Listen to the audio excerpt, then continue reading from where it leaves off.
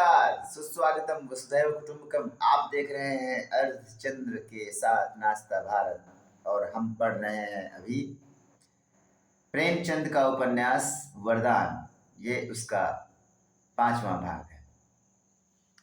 जैसे सिंदूर की लालिमा से मांग रच जाती है, वैसे ही विरजन के आने से प्रेमवती के घर की रौनक बढ़ गई। सुमामा ने उसे ऐसे गुण सिखाए थे कि जिसने उसे देखा मोह हो गया।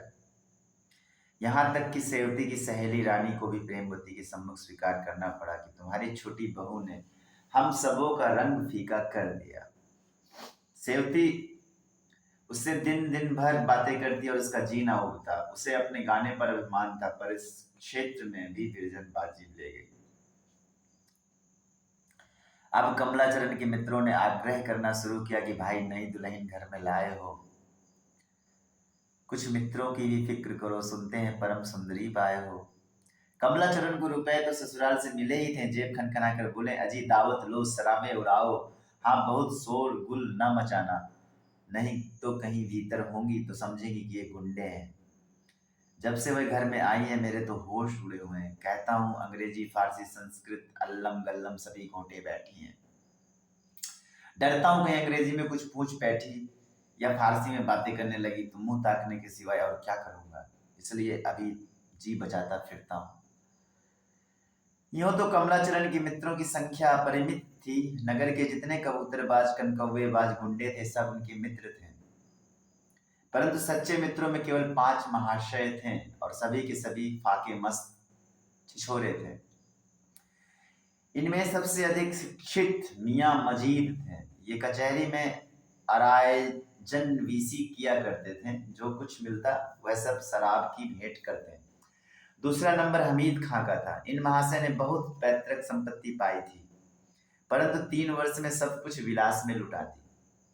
अब यह ढंग था कि शाम को सज धज कर गलियों में धूल फाकते फिरते थे। तीसरे हजरत सैयद हुसैन थे, पक्के जुआरी, नाल के परम भक्त, सैकड़ों के दांव लगाने वाले। स्त्री के गहनों पर हाथ मांजना तो नित्य का इनका काम था। शेष 2 महाशय राम सेवक लाल और चंदू लाल कचहरी में नौकर थे। वेतन कम पर ऊपरी आमदनी बहुत थी। आधी सुरापान की भेंट करते, आधी भोग विलास में उड़ाते। सलाह तो हो चुकी थी। 8 बजे डिप्टी साहब लौटे तो ये 5 जने एकत्र हुए और शराब के दौर चलने लगे। 5 पीने में अभ्यस्त थे। जब नशे का रंग जमा, बहक बहक कर बातें करने लगे। मजीद, क्यों भाई कमलाचरण, सच कहना, स्त्री को देखकर जी खुश हो गया कि नहीं?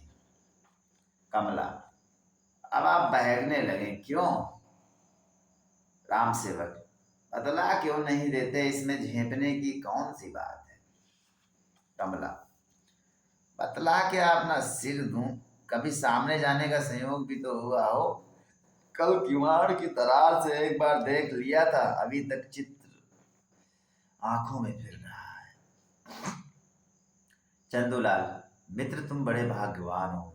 कमला, ऐसा व्याकुल हुआ कि गिरते गिरते बचा, बस परी समझ लो, परी।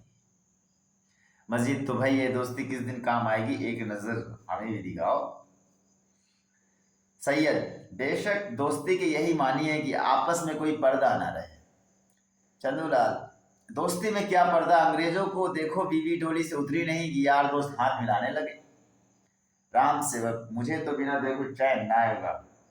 कमला, एक धप लगाकर जीभ काट ली जाएगी, समझे?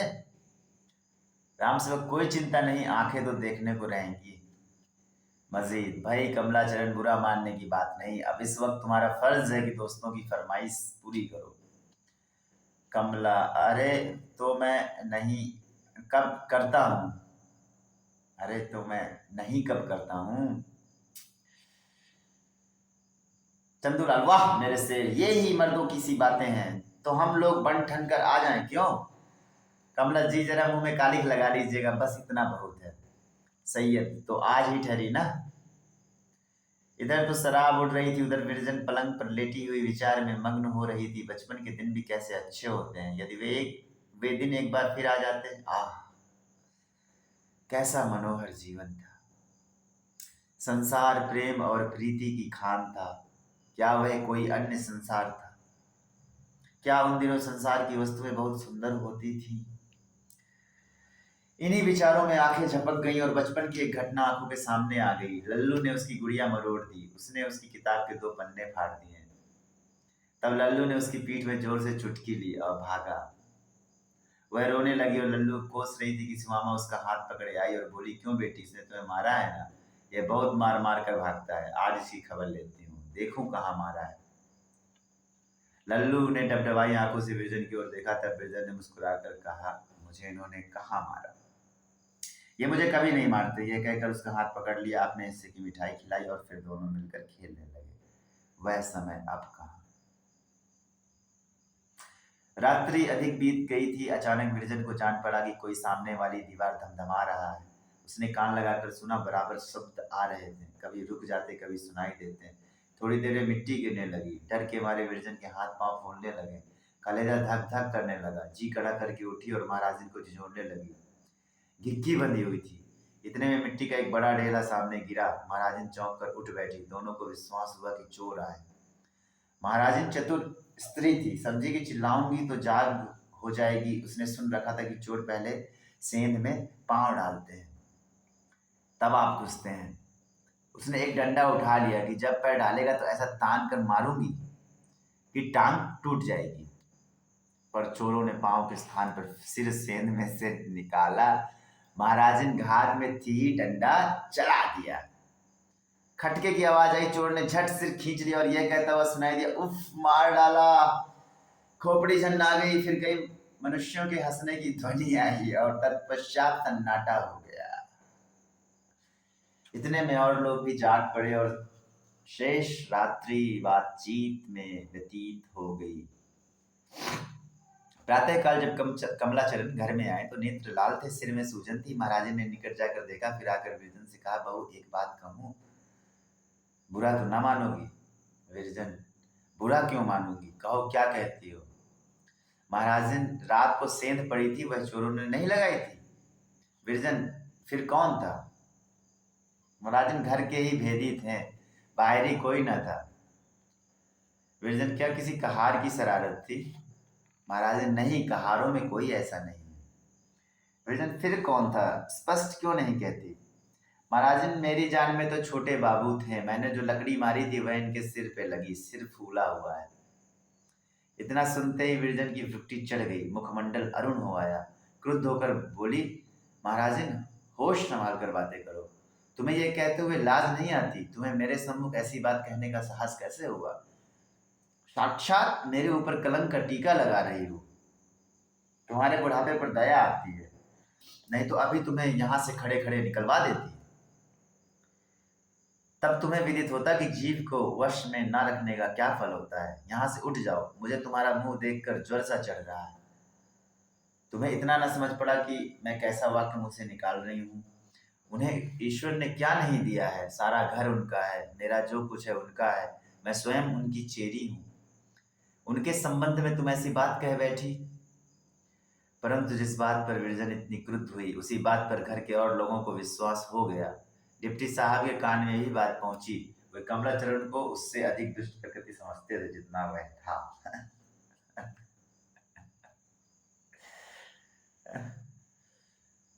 भय हुआ कि कहीं ये महाशय बहू के गहनों पर ना हाथ बढ़ाएं। अच्छा हो कि इन्हें छात्रालय में भेज दूं। कमलाचरण ने यह उपाय सुना तो बहुत छटपटाया, पर कुछ सोचकर छात्रालय चला गया। विरजन के आगमन से पूर्व कई बार यह सलाह हुई थी, पर कमला के हट के आगे एक भी ना चलती थी। यह स्त्री की दृष्टि में गिर जाने का भय था जो अब की बार उसे छात्रावास ले गया। पहला दिन तो कमलाचरण ने किसी प्रकार छात्रालय में काटा। प्रातः से सायं काल तक सोया किए। दूसरे दिन ध्यान आया कि आज नवाब साहब और तोखे मिर्जा के बटेरों में बढ़ाऊ जोड़ है, कैसे कैसे मस्त पट्टे हैं, आज उनकी पकड़ देखने के योग्य होगी। सारा नगर फट पड़े तो आश्चर्य नहीं, क्या दिल लगी है। नगर के लोग तो आनंद उड़ाए और मैं पड़ा पड़ा रोऊं। यह सोचते सोचते उठा और बात की बात में अखाड़े में था।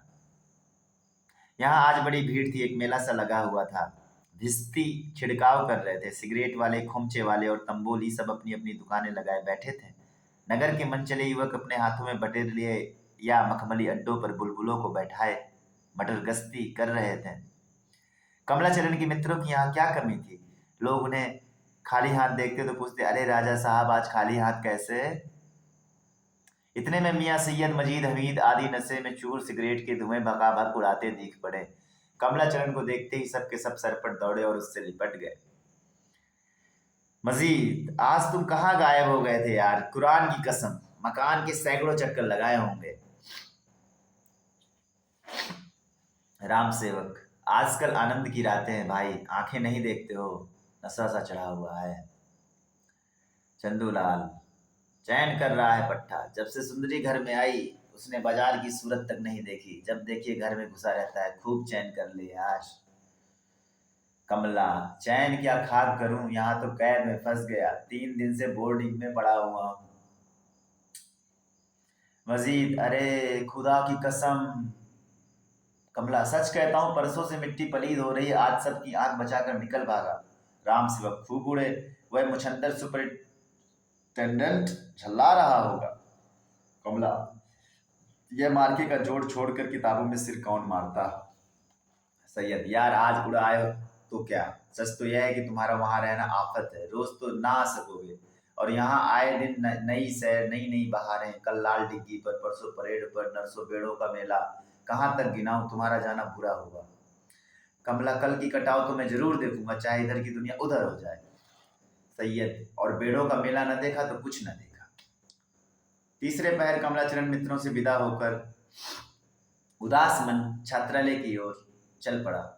मन में एक चोर सा बैठा हुआ था। द्वार पर पहुंचकर झांकने लगा कि सुपरिटेंडेंट साहब ना हो तो लपक कर कमरे में हो रहा हूं, तो यह देखता है कि वे भी बाहर की ही ओर आ रहे हैं। चित्त को भली भांति दृढ़ करके भीतर बैठा। सुपरिटेंडेंट साहब ने पूछा, अब तक कहाँ थे? एक काम से बाजार चला गया था। यह बाजार जाने का समय नहीं है। मुझे ज्ञात नहीं था, अब ध्यान रखूंगा। रात्रि को जब कमला चरपाई पर लेटा तो सोचने लगा, यार आज तो बच गया, पर उत्तम तभी हो कि कल बचूं और परसों भी महाशय की आंख में धूल डालूं। कल का दृश्य वस्तुतः दर्शनीय होगा। पतंग आकाश में बातें करेंगे और लंबे लंबे पेच होंगे। यह ध्यान करते करते सो गया। दूसरे दिन प्रातःकाल छात्रालय से निकल भागा। सूर्योदय लाल डिग्गी पर उसकी प्रतीक्षा कर रहे थे। देखते ही गदगद हो गए और पीठ ठोकी। कमलाचरण कुछ देर तक तो कटाव देखता रहा, फिर शौक चढ़ रहा है कि क्यों ना मैं भी अपने कनकौवे मंगाऊं और अपने हाथों की सफाई दिखलाऊं। सैयद ने भड़काया, बद कर लड़ाओ, रुपए हम देंगे। चट घर पर आदमी दौड़ा दिया। पूरा विश्वास था कि अपने मांझे से सबको परास्त कर दूंगा, परंतु जब आदमी घर से खाली हाथ आया तब तो उसकी देह में आग सी आग लग गई। हंटर लेकर दौड़ा और घर पहुंचते ही कहारों को एक ओर से सटर सटर पीटना आरंभ कर दिया। बेचारे बैठे हुक्का तंबाकू कर रहे थे, निरपराध। अचानक हंटर पड़े तो चिल्ला चिल्ला कर रोने लगे। सारे मोहल्ले में एक कोलाहल मच गया। किसी को समझ ही में ना आया कि हमारा क्या दोष है। वहां कहारों का भली भांति सत्कार करके कमलाचरण अपने कमरे में पहुंचा, परंतु वहां की दुर्दशा देखकर क्रोध और भी प्रज्वलित हो गया। पतंग फटे हुए थे, चरखियां टूटी हुई थी, मांझे की लच्छियां उलझी पड़ी थी, मानो किसी आपत्ति ने इन यवन योद्धाओं का सत्यानाश कर दिया था। समझ गया कि अवश्य यह माता जी की करतूत है। क्रोध से लाल माता के पास गया और उच्च स्वर में बोला, क्यों माँ, तुम सचमुच मेरे प्राण ही लेने पर आ गई हो? 3 दिन हुए कारागार में भिजवा दिया, पर इतने पर भी चित्त को संतोष न हुआ। मेरे विनोद की सामग्रियों को नष्ट कर डाला। क्यों? प्रेमवती विस्मय से, मैंने तो तुम्हारी कोई चीज नहीं छुई, क्या हुआ? कमला बिगड़ कर, झूठों के मुख में कीड़े पड़ते हैं। तुमने मेरी वस्तुएं नहीं छुई तो किसको साहस है जो मेरे कमरे में जाकर मेरे कनकौवे और चरखियां सब तोड़ फोड़ डाले? क्या इतना भी नहीं देखा जाता? प्रेमवती, ईश्वर साक्षी है, मैंने तुम्हारे कमरे में पांव भी नहीं रखा। चलो देखूं कौन कौन चीजें टूटी हैं। यह कहकर प्रेमवती तो इस कमरे की ओर चली और कमला क्रोध से भरा आंगन में खड़ा रहा। कितने में माधवी विरजन के कमरे से निकली और उसके हाथ में एक चिट्ठी देकर चली गई। लिखा हुआ था, अपराध मैंने किया है, अपराधनी मैं हूं, जो दंड चाहे दीजिए। यह पत्र देखते ही कमला भीगी बिजली बन गया और दबे पांव बैठक की ओर चला। प्रेमवती पर्दे की आड़ से सरकते हुए नौकरों को डांट रही थी। कमलाचरण ने उसे मना किया और उसी क्षण कुछ और कनकौवे जो बचे हुए थे स्वयं फाड़ डाले, चरखियां टुकड़े टुकड़े कर डाली और डोर में दिया सलाई लगा दी। माता के ध्यान ही में नहीं आता कि क्या बात है, कहाँ तो अभी अभी इन्हीं वस्तुओं के लिए संसार सिर पर उठा लिया था और कहाँ आप ही उसका शत्रु हो गया। समझी शायद क्रोध से ऐसा कर रहा हो, मनाने लगी, पर कमला की आकृति से क्रोध तनिक भी प्रकट ना होता था। स्थिरता से बोला, क्रोध में नहीं हूं, आज से दृढ़ प्रतिज्ञा करता हूं कि पतंग कभी ना उड़ाऊंगा। मेरी मूर्खता थी इन वस्तुओं के लिए आपसे झगड़ बैठा। जब कमलाचरण कमरे में अकेला रह गया तो सोचने लगा, निस्संदेह मेरा पतंग उड़ाना उन्हें नापसंद है, इससे हार्दिक घृणा है, नहीं तो मुझ पर यह अत्याचार कदापि न करती। यदि एक बार उनसे भेंट हो जाती तो पूछता कि तुम्हारी क्या इच्छा है, पर कैसे मुंह दिखाऊं, एक तो महामूर्ख, जिस पर कई बार अपनी मूर्खता का परिचय दे चुका। सेंध वाली घटना की सूचना उन्हें अवश्य ही मिली होगी, उन्हें मुख दिखाने के योग्य नहीं रहा। अब तो यही उपाय है कि ना तो उनका मुख देखूं ना अपना दिखाऊं, या किसी प्रकार कुछ विद्या सीखूं। हाय, इस सुंदरी ने कैसा स्वरूप पाया है। स्त्री नहीं अप्सरा जान पड़ती है। क्या कभी वह दिन भी होगा जबकि वह मुझसे प्रेम करेगी? क्या लाल लाल रसीले अधर हैं, पर है कठोर हृदय। दया तो उसे छू नहीं गई। कहती है, जो दंड चाहे दीजिए, क्या दंड दूं? यदि पा जाऊं तो हृदय से लगा लूं। अच्छा, तो अब आज से पढ़ना चाहिए। यह सोचते सोचते उठा और दरवा खोलकर कबूतरों को उड़ाने लगा। सैकड़ों जोड़े थे और एक से एक बढ़ चढ़कर। आकाश में तारे बन जाएं, उड़े तो दिन भर उतरने का नाम न लें। नगर के कबूतरबाज एक एक जोड़ पर गुलामी करने को तैयार थे, परंतु क्षण मात्र में सबके सब उड़ा दिए। जब दरवा खाली हो गया तो कहारों को आज्ञा दी कि इसे उठा ले जाओ और आग में जला दो, छत्ता भी गिरा दो, नहीं तो सब कबूतर आकर इसी पर बैठेंगे। कबूतरों का काम समाप्त करके बटेरों और बुलबुलों की ओर चले और उनको भी कारागार से मुक्त कर दिया। बाहर तो यह चरित्र हो रहा था, भीतर प्रेमवती छाती पीट रही थी कि लड़का ना जाने क्या करने पर तत्पर हुआ है। बिरजन को बुलाकर कहा, बेटी बच्चे को किसी प्रकार रोको, न जाने उसने मन में क्या ठानी है। यह कहकर रोने लगी। बिरजन को भी संदेह हो रहा था कि अवश्य इनकी कुछ और नियत है, नहीं तो यह क्रोध क्यों। यद्यपि कमला दुर्व्यसनी था, दुराचारी था, कुचरित्र था, परंतु इन सब दोषों के होते हुए भी उसमें एक बड़ा गुण भी था जिसकी कोई स्त्री अवहेलना नहीं कर सकती। उसे ब्रज रानी से सच्ची प्रीति थी और इसका गुप्त रीति से कई बार परिचय भी मिल गया था। यही कारण था कि जिसने बिरजन को इतना गर्वशील बना दिया था। उसने कागज निकाला और यह पत्र बाहर भेजा। प्रीतम, यह कोप किस पर है? केवल इसलिए कि मैंने 2-3 कनकौवे फाड़ डाले। यदि मुझे ज्ञात होता कि आप इतनी सी बात पर ऐसे क्रुद्ध हो जाएंगे तो कदापि उन पर हाथ न लगाती, पर अब तो अपराध हो गया, क्षमा कीजिए। यह पहला कसूर है, आपकी ब्रज रानी। कमलाचरण यह पत्र पाकर ऐसा प्रमुदित हुआ मानो जगत की संपत्ति प्राप्त हो गई। उत्तर देने की इच्छा हुई, पर लेखनी ही नहीं उठती थी। ना प्रशस्ति मिलती है, ना प्रतिष्ठा, ना आरंभ का विचार आता, ना समाप्ति का। बहुत चाहता है कि भावपूर्ण लहलहाता हुआ पत्र लिखूं, पर बुद्धि तनिक भी नहीं दौड़ती। आज प्रथम बार कमलाचरण को अपनी मूर्खता और निरक्षरता पर रोना आया। शोक, मैं एक सीधा सा पत्र भी नहीं लिख सकता, इस विचार से वह रोने लगा और घर के द्वार सब बंद कर लिए कि कोई देख ना ले। तीसरे पहर जब मुंशी श्यामाचरण घर आए तो सबसे पहली वस्तु जो उनकी दृष्टि में पड़ी वह आग का अलाव था। विस्मित होकर नौकरों से पूछा, यह अलाव कैसा है? नौकरों ने उत्तर दिया, सरकार, दरबा जल रहा है। मुंशी जी, इसे क्यों जलाते हो? अब कबूतर कहाँ रहेंगे? कहार, छोटे बाबू की आज्ञा है कि सब दरबे जला दो। मुंशी जी, कबूतर कहाँ गए? कहार, सब उड़ा दिए, एक भी नहीं रखा, कनकौवे सब फाड़ डाले और डोर जला दी, बड़ा नुकसान किया।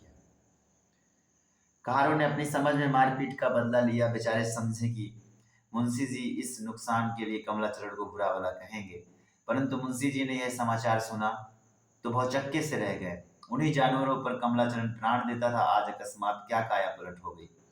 अवश्य कुछ भेद है। कहार से कहा, बच्चे को भेज दो। 1 मिनट में कहार ने आकर कहा, हुजूर दरवाजा भीतर से बंद है, बहुत खटखटाया, बोलते ही नहीं।